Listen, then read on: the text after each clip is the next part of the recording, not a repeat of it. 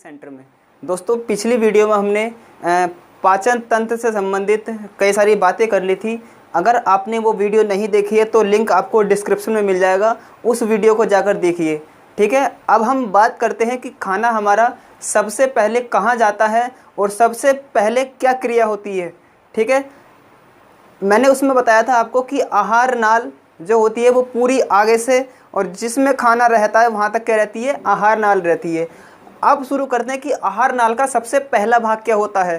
दोस्तों सबसे पहला भाग होता है मुख गुहा। मुख गुहा के अंदर हमारा खाना जाता है। ठीक है, जो हमारा ये मुंह होता है, ठीक है, इसमें क्या होता है, हमारा खाना जाता है।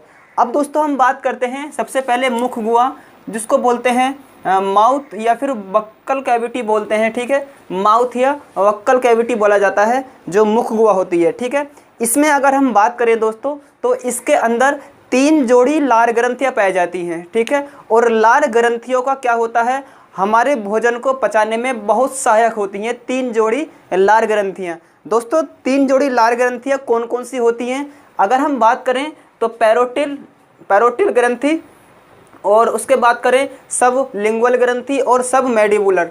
ठीक है, ये 3 तरह की ग्रंथियां होती हैं जो कहाँ पाई जाती हैं, जो कि लार ग्रंथियों से संबंधित लार में पाई जाती हैं। ठीक है दोस्तों, अब हम बात करते हैं कि जो पैरोटिड ग्रंथि होती है वो सबसे बड़ी ग्रंथि होती है। 3 जोड़ी ग्रंथियों के अंदर सबसे बड़ी ग्रंथि होती है पैरोटिड ग्रंथि, और ये सबसे बड़ी होती है।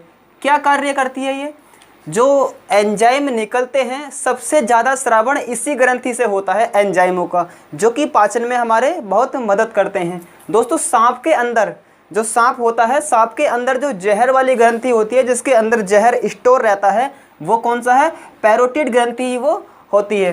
ठीक है, आगे बात करते हैं कि 3 जोड़ी लार ग्रंथि होती हैं, ये बता दिया मैंने आपको कौन सी होती है, सबलिंगुअल और मैंडिबुलर। ठीक है, अब बात करते हैं 1 से 1.5 लीटर लार हमारे प्रतिदिन बनती है। दोस्तों लार का हमारी पाचन क्रिया में बहुत ज़्यादा सहयोग है। अगर लार नहीं होगी तो पाचन ठीक से नहीं हो पाएगा। तो प्रतिदिन कितनी लार बनती है, 1 से 1.5 लीटर प्रतिदिन लार बनती है। ठीक है, आगे बात करते हैं हम। अब लार के अंदर क्या होता है, एंजाइम पाए जाते हैं। लार के अंदर क्या होता है, एंजाइम पाए जाते हैं। अब कौन सा होता है, एक होता है लाइसोजाइम।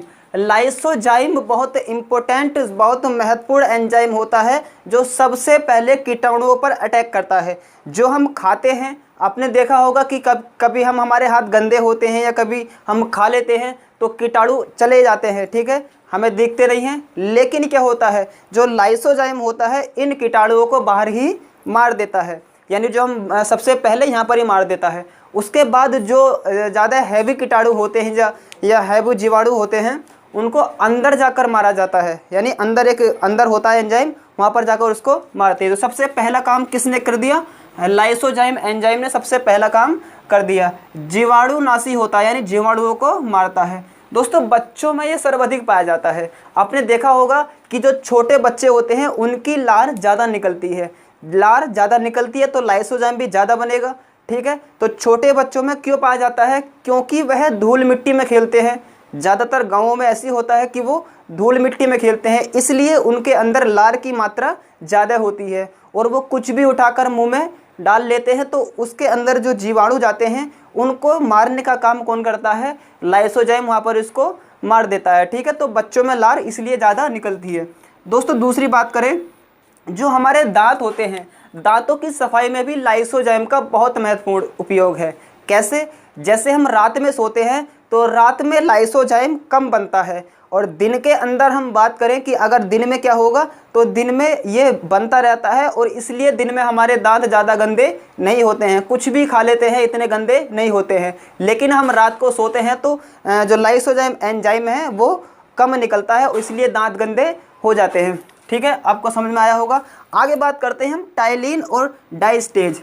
टाइलिन और डाइस्टेज ये किस चीज़ में मदद करते हैं, कहाँ से निकलते हैं ये, लार के अंदर एंजाइम पाए जाते हैं। कौन सा, पहला लाइसोजाइम, और आगे बात करते हैं तो टाइलिन और क्या है, डाइस्टेज।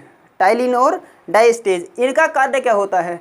जो टाइलिन एंजाइम होता है वो क्या कार्य करता है, जैसे हम रोटी खाते हैं, कार्बोहाइड्रेट का पहली पाचन की क्रिया, जो कार्बोहाइड्रेट को पहले ही पचाता है, लगभग 20% भाग पचाता है ये, और साथ में कौन है इसका, डाइस्टेज, ये दोनों मिलकर क्या करते हैं, ये स्टार्च यानी एक पॉलीसेकेराइड का रूप है ये पोषण वाले, जब पोषण हम पढ़ेंगे उसमें आएगा ये। तो अभी इतना ध्यान रखिए, स्टार्च यानी कार्बोहाइड्रेट का एक रूप होता है ये, मंड या चोकर बोलते हैं इसको। अब चोकर क्या होता है, कभी आपने देखा होगा कि हम अगर गेहूं की रोटी खाते हैं, ठीक है, तो उसका पाचन आसानी से हो जाता है, क्योंकि उसके अंदर चोकर की मात्रा होती है, यानी मंड की मात्रा होती है। अब आपके माइंड में एक सवाल आ रहा होगा कि सर ये चोकर होता क्या है, मंड होता क्या है ये। दोस्तों चोकर क्या होता है, जो अनाज होता है, जो अनाज का छिकला होता है, अनाज का छिकला होता है, उसको पीसा जाता है, और जब उसको पीसते हैं तो थोड़ा मोटा सा हो जाता है वो, देखा होगा ना। अब इसकी हम कल्पना करें कि एक आटा और एक तरफ मैदा, ठीक है, तो मैदा में से जो चोकर होता है वो पूर्णतः निकाल लिया जाता है। इसलिए क्या होता है, मैदा की रोटी अगर हम 4 खा लें और हम गेहूं के आटे की रोटी अगर हम 6-7 खा लें, तो उसकी अपेक्षा गेहूं के आटे की रोटी जल्दी पच जाती है। क्यों? क्योंकि ये पाचन में बहुत मदद करता है। कौन करता है? मंड या चोकर। ठीक है, समझ में आया। यानी स्टार्च और मंड का चोकर का पाचन कहाँ होता है, कौन करता है? टाइलिन और डाइस्टेज। ठीक है, आगे बात करते हैं हम। जो हमारा अगला एंजाइम है वो है म्यूकस। म्यूकस क्या करता है, जैसे हमने खाना खाया, म्यूकस इसको लवलवा या चिपचिपा बना देता है। देखा होगा आपने कि जब हम खाते हैं तो मुंह में लवलपा सा हो जाता है। ठीक है, और जब हम मुंह से खाना खाते हैं वाला, मुंह में जो खाना है उसको हम बाहर निकालें तो उसे क्या कहते हैं हम? उसको कहते हैं बोलस। समझ में आया? यानी मुंह के अंदर जब हम मुंह से ही खाना निकाल लेते हैं, कभी कंकड़ आ जाती है, कोई स्वीट यानी कोई मिठाई हम खाते हैं तो उसमें कंकड़ आ जाती है, तो उसके क्या बोलते हैं? उसको बोलते हैं बोलस। ठीक है, तो पहला रूप क्या होता है खाने का मुंह के अंदर?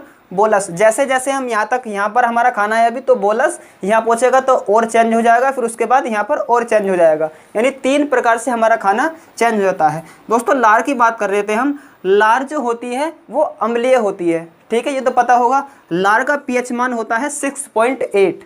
6.8 क्या होता है? लार का पीएच मान होता है। क्यों? HCl के कारण क्या होती है? ये अम्लीय होती है। अब मैंने बताया मंड, जो स्टार्च है ये वाला मंड को माल्टोज में चेंज कर देते हैं। टाइलिन और डाइस्टेज नाम के जो एंजाइम होते हैं वो मंड को माल्टोज में चेंज कर देते हैं। इसी वजह से क्या होता है, रोटी क्या होता है, हमें मीठी लगने लगती है। ठीक है, रोटी हमें मीठी लगने देखिए अभी हमने बात की मुख गुहा की। ठीक है, मुख गुहा के अंदर कौन कौन सी ग्रंथि होती हैं, कौन कौन से एंजाइम निकलते हैं और किस एंजाइम का क्या कार्य होता है। ठीक है, अब हम बात करते हैं मुख गुहा से नीचे जो भाग आता है, यानी क्या आती है? ग्रास नली आती है। अब एक डाउट यहाँ पर होता है कि ग्रास नली और ग्रसनी यानी ट्रेकिया, ठीक है, और ग्रास नली। अब दोस्तों मैं आपको बताऊं कि ये वाला जो भाग होता है, यहाँ से 2 पाइप निकलते हैं। एक होता है यहाँ पर जो ग्रास नली होती है, एक होती है यहाँ पर ग्रसनी। दोस्तों इसमें अंतर क्या है? ग्रसनी के अंदर जो हम हवा लेते हैं वो जाती है, वो फेफड़ों तक जाती है, और जो हम खाना खाते हैं वो ग्रास नली में जाता है। अभी मैंने आपको मुख गुहा बता दिया। अब इसके बाद बात करते हैं ग्रास नली की। यानी ग्रास नली क्या कार्य करती है? ग्रास नली का ज़्यादा कुछ कार्य नहीं होता है, बस ये क्या काम करती है, जैसे हम खाना खाते हैं, हमने खाना खाया, ठीक है, तो वो कहाँ जाता है? पहले ग्रास नली में जाता है। अब ग्रास नली कहाँ तक होती है? ये ग्रास नली आमाशय के मुख तक होती है। यानी ये ग्रास नली कैसे होती है? जैसे मुख गुहा से और आमाशय के मुंह तक होती है, यानी आमाशय में खाना छोड़ देती है ये। लेकिन इसकी एक खास विशेषता है, वो क्या है कि अगर हम खाना खाते हैं तो हमारा खाना डायरेक्ट नीचे नहीं गिरता है। अगर डायरेक्ट नीचे गिरेगा तो दिक्कत हो जाएगी। इसलिए क्या करती है ये? खाने को धीरे धीरे से ढकेलती है। ठीक है, इसको बोलते हैं हम क्रमानुकुंचन की गति बोलते हैं। यानी खाने को धीरे धीरे अंदर ले जाती है, तो इसको क्या बोलते हैं हम? क्रमानुकुंचन की गति बोलते हैं। दोस्तों इसकी जो लंबाई होती है वो हमारे यहाँ से जो गले से और यहाँ तक यानी आमाशय तक 25 सेंटीमीटर की इसकी लंबाई होती है। ठीक है, वही यहाँ पर लिख रहा है, जो ग्रास नली होती है उसकी लंबाई कितनी होती है? 25 सेंटीमीटर।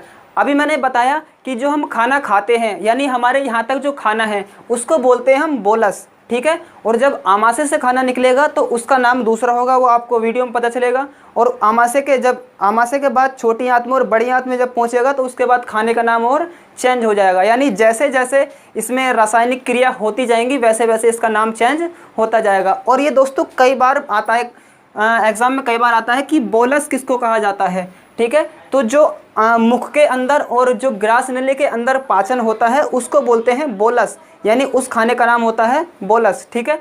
कई बार ये क्वेश्चन लग चुका है।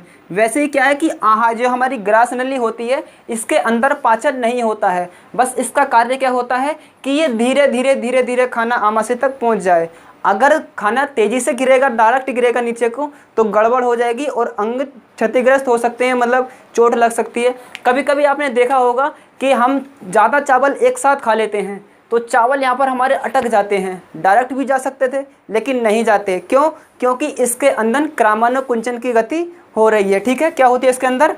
भोजन को ढकेलने का काम करती है और क्रामानुकुंचन गति कहलाती है। दोस्तों आपको समझ में आ चुका होगा। अभी हमने दो चीज़ें पढ़ी यहाँ पर पाचन तंत्र से संबंधित, कौन कौन सी? एक मुख गुहा और दूसरा ग्रास नली। अब दोस्तों अगले पार्ट में हम क्या देखेंगे? अगले पार्ट में हम पढ़ेंगे आमाशय के बारे में, कि आमाशय के अंदर कौन कौन से एंजाइम मिलते हैं और किस एंजाइम का क्या कार्य होता है। दोस्तों अगर आपको वीडियो अच्छी लगी है तो वीडियो को लाइक करें, शेयर करें और कमेंट्स करके बताएं कि आपको कौन सा पार्ट और चाहिए। दोस्तों मिलते हैं अगली वीडियो में और चैनल को सब्सक्राइब करना ना भूलें। जय हिंद, जय भारत।